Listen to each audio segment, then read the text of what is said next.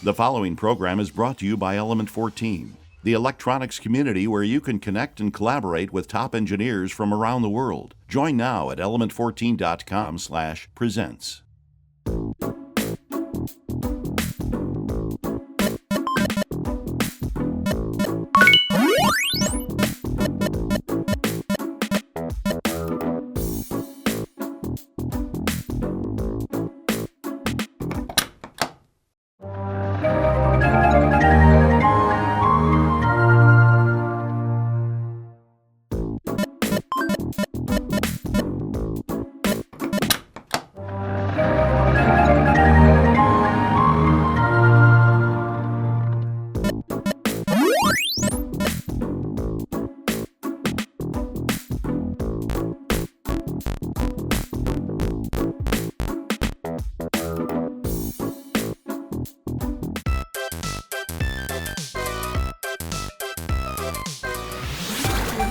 Amazing hacks, inspired designs. Each week, Element 14 Presents brings you innovative projects using electronics, engineering, and more. Greetings, programs. Welcome back to Element 14 Presents. Matthew here, you there, and this is the oft-maligned PlayStation Classic. I've been playing around with this guy for just a little while, and I said to myself, Self, how can we improve upon this thing? No, not like that. What can we do to make it better? No, not like that. What's it missing?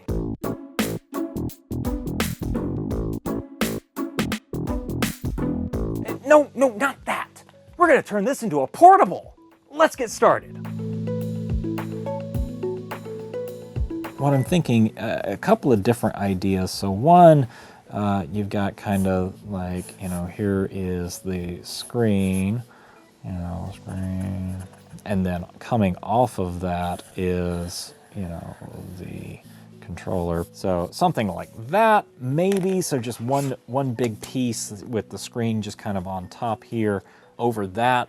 Maybe that could work. The other option would be something like a slate, like the Switch or Game Gear, so something of that nature.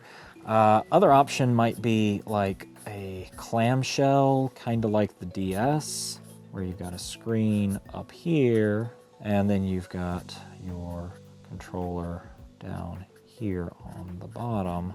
This is a little more complicated to make. It might look a little bit better, but that's going to be a little harder to build just because I've got to make two pieces and I've got to run the screen and do that. So I got to figure that part out.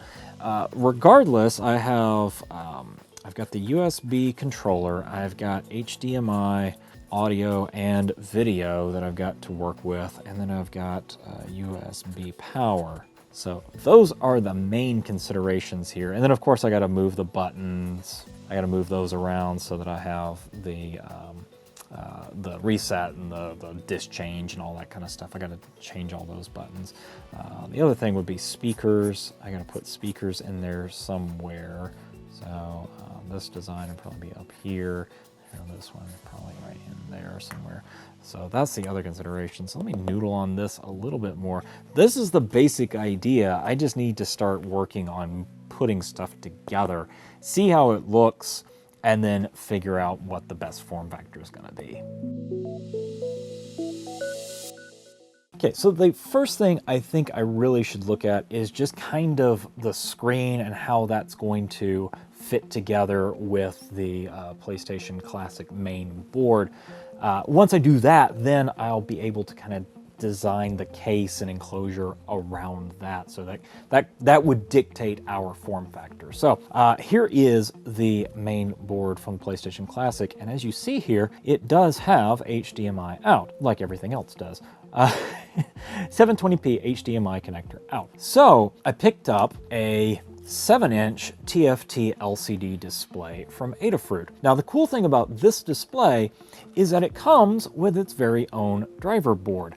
And this driver board, as you see, has HDMI, VGA, composite, all that good stuff. But the cool thing is over here, it actually has an amplifier out. So this has HDMI video and audio, which is kind of hard to find sometimes. We're going to use this driver board to do all of our interesting HDMI decoding. So this is going to have to be sandwiched in somewhere. Now, I think what I will do to lower the profile is get rid of these ancillary ports that I'm not going to be using, and then put it together something like this.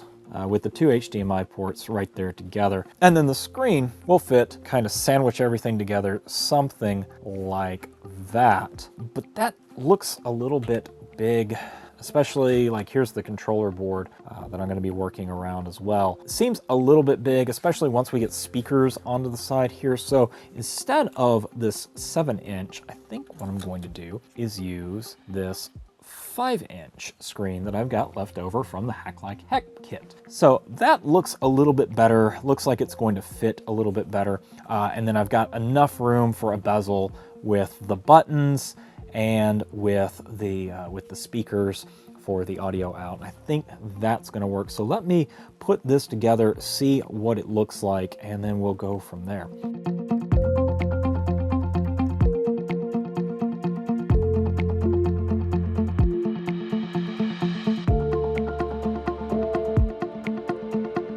Okay, so a couple of considerations here is this is a minimum of 9 volts to run this board. And while that's 9 volts, this is actually only 5 volts. So gonna have to come up with a power source solution at some point, but not right now. I just want to get this thing working.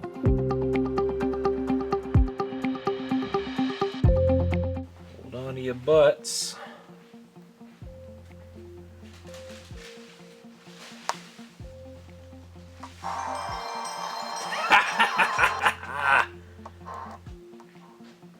It mostly works.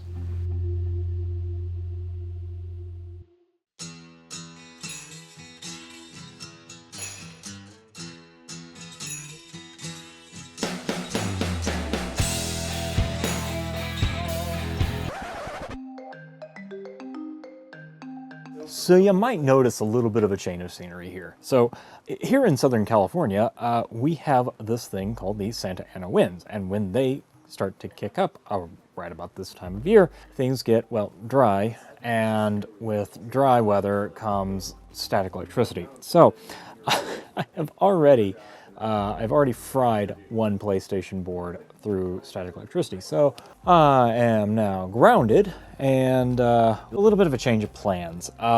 The 5-inch display that I have, for one reason or another, doesn't work. And we're gonna end up going back to the old 7-inch display. So I gotta readjust a couple of things, gotta redesign a few things, and then we'll put that together. So before I put this guy together, what I want to do is I need to get these tack switches all rerouted to the outside of the case. So I figure in order to do that, I will simply just resolder a couple of lead wires and then move the tack switch to another button somewhere else. So I just need to check continuity on here because I can't quite see those traces too well. Just get on here and double check our continuity. Okay, so those are common. These are evidently not common. Okay. I got nose marked. Now I can desolder these, put some lead wires on there, and I can send it off to another button.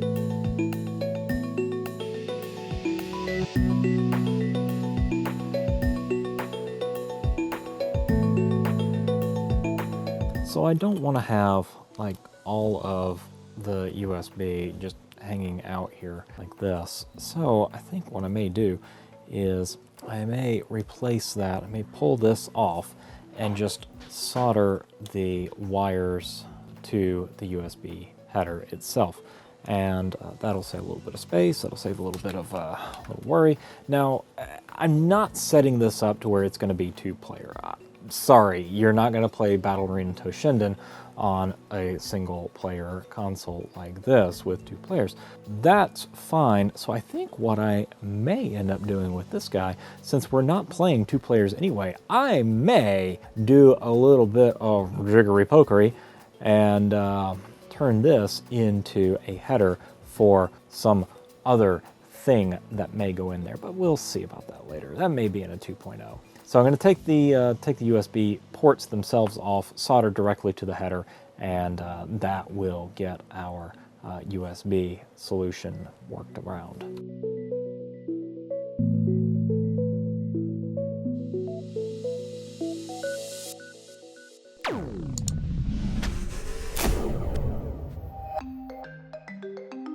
Okay, so while that's doing that, I wanted to take a second and address some of these comments that y'all have been leaving at element14.com on some of these videos here. This one comes from Mike Moore, who says, I'm just getting into amateur radio and this was super timely. I also appreciated the part on filtering. I tried the Pi FM on Magazine, but the white noise was significant. I plan on using this as a hidden transmitter for RDF finding, also called a fox hunt. Thanks. Fox hunts are fun, dude.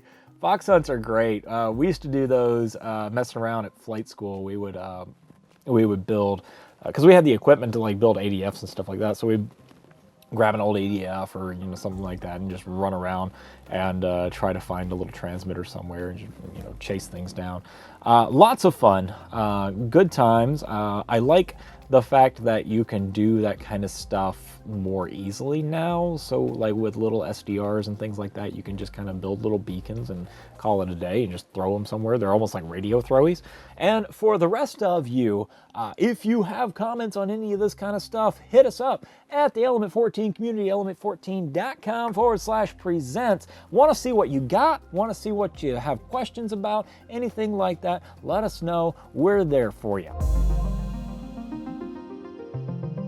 Power is going to be an interesting thing. So I've got a set of 18650 lithium-ion cells and appropriately sized holders. These are 3.7-ish nominal voltage. So the screen requires 9 to 12 volts. The PlayStation runs on about 5 volts. So I need to set up a system where I'm running off of batteries into both of these systems at 2 different voltages. So I need to cobble together a little bit of a battery pack and see where that's going. Probably just run the batteries right into the display driver and then branch that off with a 5-volt regulator and run that into the PlayStation. So that's the idea. Let me put that together and we will finally finish this thing.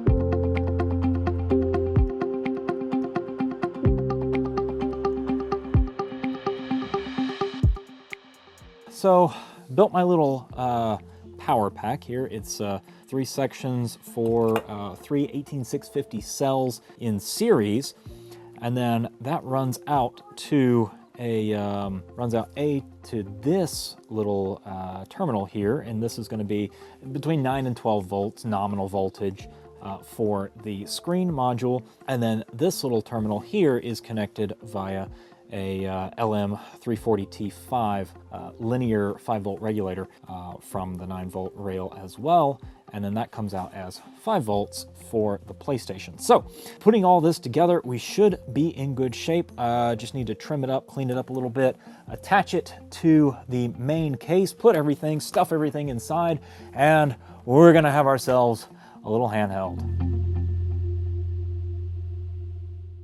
Just need to do a quick test fit here, make sure everything kind of fits together before we design a case around this. So we have our main board right here, and then that will go kind of right there on top, and then our screen will just wrap around kind of like that. And then we have our speakers underneath it all, kind of like that. So we got a little bit there that we need to kind of work on. That looks decent. That looks decent. Of course, cord management and all that good stuff. But that's essentially the size that we're looking for. So we'll take this, we'll measure this out and start to design a case around it.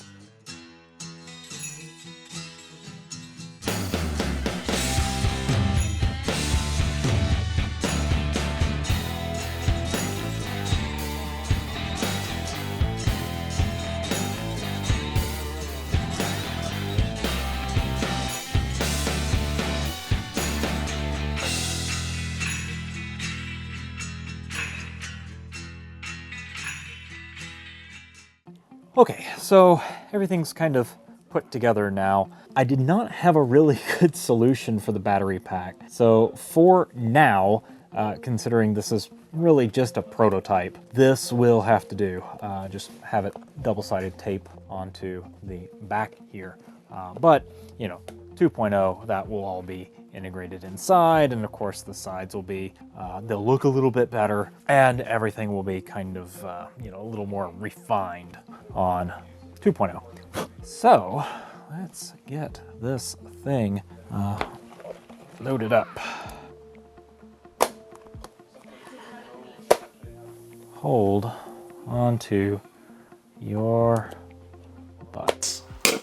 Ah! Oh, that blew up. Yeah! Woo! I let a lot of smoke out. Woohoo! Oh man, dadgum. That was amazing. I just blew that thing up. Yeah, I think what happened was that I think I accidentally wired the power into the HDMI board. I think I accidentally wired that in backwards. So just did a quick damage assessment. This is a little bit singed. But fortunately, I do have another driver board. The PlayStation is fine. That obviously did not have a problem, and the screen is fine. So I think it was just the overvoltage protection exploded and saved, you know, everything but the board. I suppose now I shall try it again, but instead of just for the sake of time and simplicity, I'm not going to depopulate it like I did the last one, because I just want to get this finished and make sure it works. So let me put this thing in, and we shall try it again.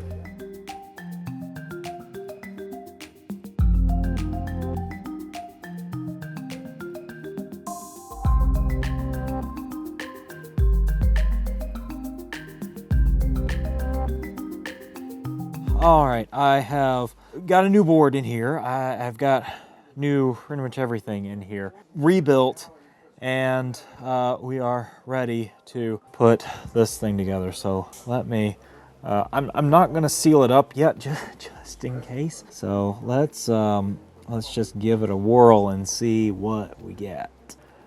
All right, there it is. Now again, this is just sitting on there because of the various difficulties I've been running into.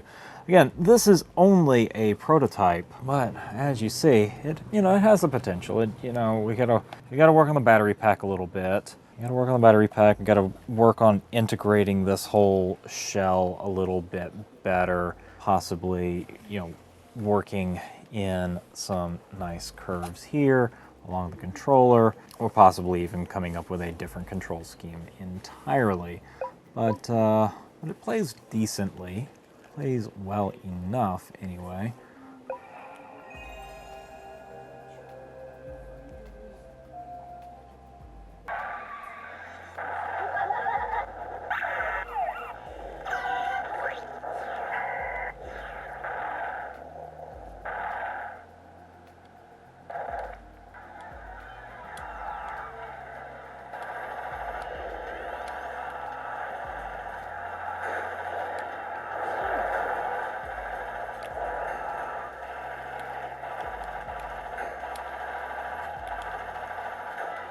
I just forget my buttons. It's been so long since I played this. Well, it needs a little work, but we've got a working prototype for a handheld version of the PlayStation Classic. Now, of course, again, like this is just a prototype. I would need to refine the case design a little bit, refine the power, fix the power supply issue, find a good spot to put the batteries in. Heat is also an issue, heat generated off the HDMI board as well as the PlayStation Classic board itself. I will concede to the internet that it's probably not the greatest ever made. That being said, it would actually probably be easier to build this onto or out of a Raspberry Pi. You'd probably be able to build a better form factor one with a better controller, more like a Slate, like the Nintendo Switch or the Game Boy Advance, something like that. You'd be a lot more flexible with your design capabilities if you were to use a Raspberry Pi 3 with the PSX rearmed emulator that's on here. Let me know, how would you improve upon the PlayStation Classic? Or have you ever made any portable handheld versions of popular video game consoles? Let me know in the Element 14 community at element14.com/presents. Link in the doobly-doo. In the meantime, my name is Matthew, and until next time, tally ho, y'all.